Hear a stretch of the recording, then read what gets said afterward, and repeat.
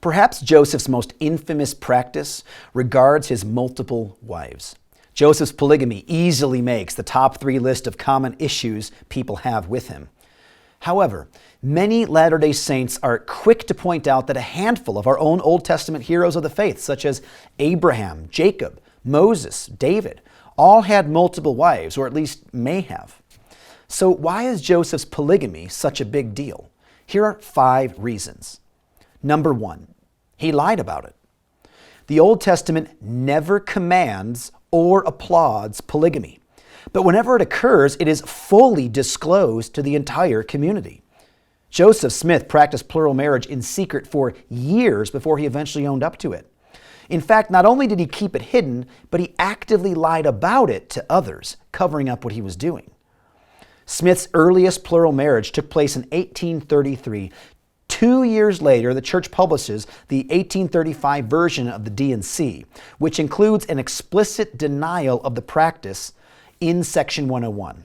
It states, "Inasmuch as this Church of Christ has been reproached with the crime of fornication and polygamy, we declare that we believe that one man should have one wife and one woman but one husband, except in case of death, when either is at liberty to marry again." So at the same time that Joseph claimed to be giving revelation from God that polygamy was a morally reprehensible act, he was already secretly taking multiple wives. Number 2, it was against the law. Throughout the entire time that Joseph Smith and the other Mormon leaders practiced polygamy, it was strictly prohibited by law. It was not part of the social fabric of 19th century American culture, but was introduced by Joseph Smith to those under his influence. This makes the polygamy of Joseph Smith altogether different than the polygamy in other times and cultures in which it was already socially acceptable. He saw his introduction of polygamy into American culture as a correction to cultural practice rather than an accommodation of it. Number 3, he had many wives. Abraham had one wife and one concubine. Jacob had 2 wives and 2 concubines. Moses had 2 wives, maybe at the same time. David had 8 wives, although probably not all at the same time. But by the LDS Church's own estimation, Joseph had as many as 40 wives, ranging from the age of 14 to 56. This included several pairs of sisters and even one mother-daughter pair. In 1 year alone, Joseph Smith acquired as many as 18 plural wives. Not only does Jesus teach us that God's plan for marriage has always been one man and one woman, but the Old Testament specifically forbids a leader of God's people from acquiring many wives, as it says in Deuteronomy 17:17. Number 4, Joseph had sexual relationships with married women. Of Joseph's 40 wives, 12 to 14 were already married to living husbands at the time of his union with them. This means that he not only practiced polygamy, but also engaged in polyandry, where a woman has more than one husband at one time. But this disregards even Smith's own teaching in D&C 132 about taking plural wives, where he states that there are 3 conditions on taking plural wives.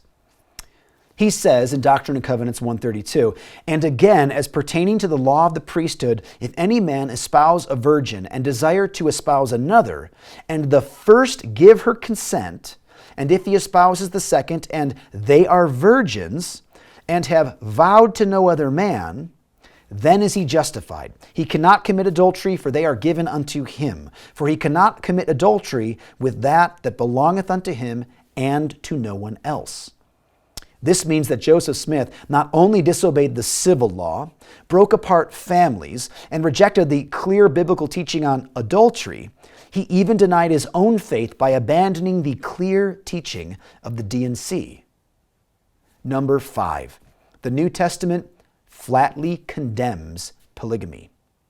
The New Testament gives very specific qualifications for church leadership. These qualifications were meant to help Christians identify who should and should not be allowed to lead in Christ's church. The 2 most specific lists of these qualifications can be found in 1 Timothy and Titus chapter 1, both of which explicitly prohibit polygamy.